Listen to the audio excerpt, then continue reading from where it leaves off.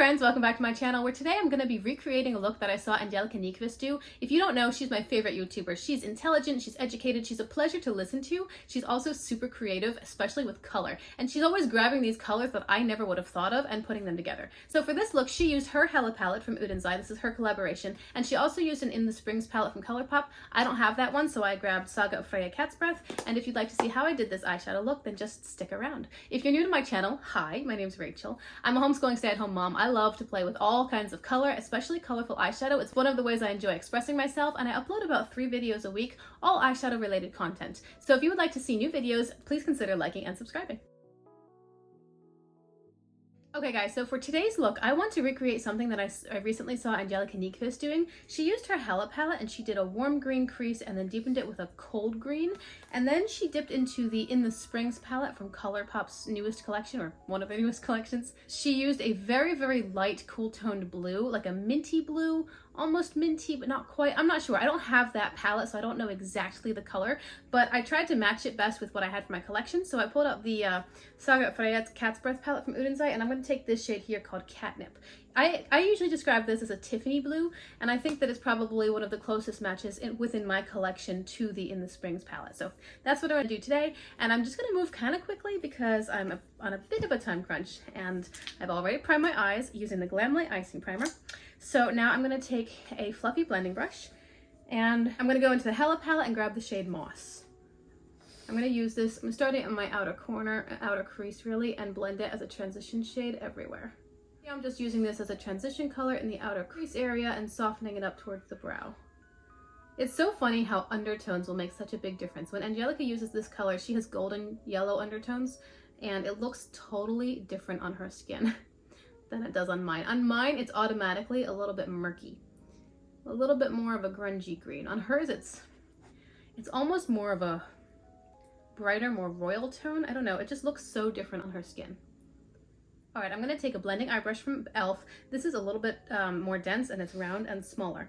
It's not nearly as fluffy as the one I just used. I'm gonna grab the shade Ouroboros and put this just in the outer corner to deepen it up a little bit. This is the warm toned wash of green that I used, and now Ouroboros is a cool toned green and much deeper.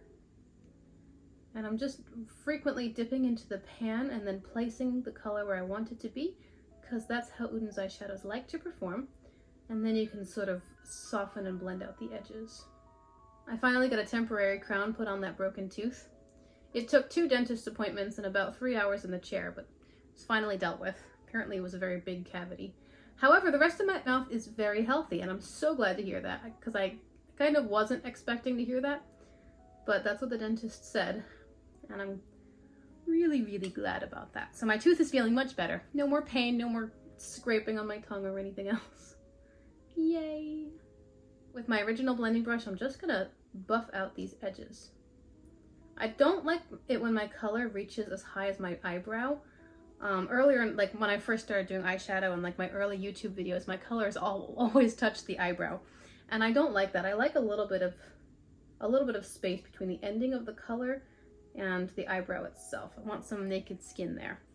So I try to keep my colors a little bit lower than I used to. Just a matter of learning and growing and developing as you go. I forgot to wash my brushes over the weekend. I'm filming this on a Monday, and I like to wash my brushes on Friday or Saturday because I don't usually do eyeshadow looks over the weekend. But I forgot to, and now they're all kind of dirty. Although, honestly, I wasn't feeling good for most of last week, so I didn't film, I think, anything last week. So I guess they're not as dirty as they could be. I'm taking a smaller and more pinched blending brush. Now I'm grabbing the shade Catnip from the Cat's Breath palette, and I'm going to use this on the rest of the lid. So I'll start it in the inner part. Yeah, see, that's fun. Angie always figures out the best color combinations. I don't know how she does it. She just has an eye for these unique combinations that work so well. I hope to be there someday. Again, it looks different on me because of my undertones, but I do think it's pretty. Grabbing the blending brush that I used for Ouroboros, I'm just tapping where the light matte meets the dark matte and trying to transition them nicely. I'll probably go back into Ouroboros and deepen it more. Or maybe, you know, the Cat's Breath palette has a nice, really dark green shade here. But it's more blue than green, and I think I want to keep this outer area green. so that there's the contrast of the green and blue eyeshadow. Let me go back into Ouroboros, see what I can do. I also don't have the best lighting, so I mean I won't know until I go out in daylight what it actually looks like. But I do want it to be green and blue separately, so I think Ouroboros is probably the color to add instead of the one from Cat's Breath. With a smaller blending brush, I'm going back into the Moss shade, and I want to bring this on the lower lash line. Again, pulling in more of the green. This is going to tie into the fading out green that's up higher, and I don't think, you know, I always deepen up the outer corner of the lower lash line, but I don't think that I will today, because this is bringing in the contrast of the blue versus green, whereas I think the rest of the eye is sort of blending together a little bit more and not contrasting as much. So I think I'll leave this lower lash line, this mossy green color, and not deepen it out because I don't want to cover it. I really want to highlight that there's green there as well. And then with the brush that I used for the catnip shade, I'll go back in and just do my inner corner here. I don't want to carry this too far down. I'll probably just leave it in the inner third of the lower lash line. I feel like my face is really shiny and my lips are really dry. The face is shiny for sure because I actually put on like morning skincare stuff, which I very rarely remember to do. The lips are dry because my lips are always dry.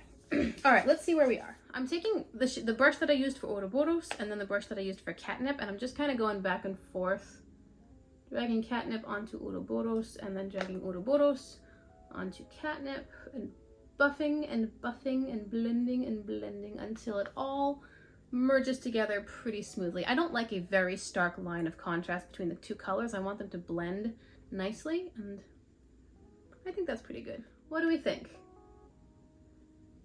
I'll have to get a picture in the sunlight so we can see, because I think it's looking a little bit, there's a bit of shadow cast on me from the different lighting situations I've got going on, but I think that's pretty fun. I like that the minty blue ties into my shirt, but it's not totally monochromatic because I've got the element of green as well, and then the green on the lower lash line really pops and sort of pulls out the green from up here, and you see it a little bit better because of the lower lash line. I like that. I'm going to choose a waterline color, go off camera, finish everything up, and then I'll be back to show you how it turned out. All right, guys, here is the finished look. I actually love it. I feel like the murky and grounded tones of the green are meeting the light blue, and it's kind of like earth meets sky. I think it's really, really pretty. I did do a slight wing, and I lined my eyes using a ColourPop Creme Gel liner. The color name has worn off. It's from their Lush Life series, and I'm pretty sure it's called Canopy. Actually, I'm quite sure it's called Canopy. And then on my lips, I'm wearing a lip oil from ColourPop in the shade Smirk. I really like their lip oils. I know I've said this 100 times, but I do really like ColourPop's lip oils. They're moisturizing, they're smooth, they're creamy. They add a little tint of pigment, but nothing too crazy, and I just really like them. So here's the eye look, totally inspired by Angelica. She is so inspiring to me. I just love, I don't know, it's like her brain sees color combinations that I just don't see, and then she throws them together and they look beautiful. Like, do you remember that berry and mint one? I would not have thought of berry and mint, but it looked awesome. And I like this one too. So I hope you enjoyed the video. I hope you like the look. Remember to check out Angelica's channel. She's amazing. I can link her down below for you if you want to know who I'm talking about. If you happen to not know who she is, she's awesome. Remember to like and subscribe to my channel if you want to see lots more colorful content. And until I see you in my next video, I hope you have a great day. Bye.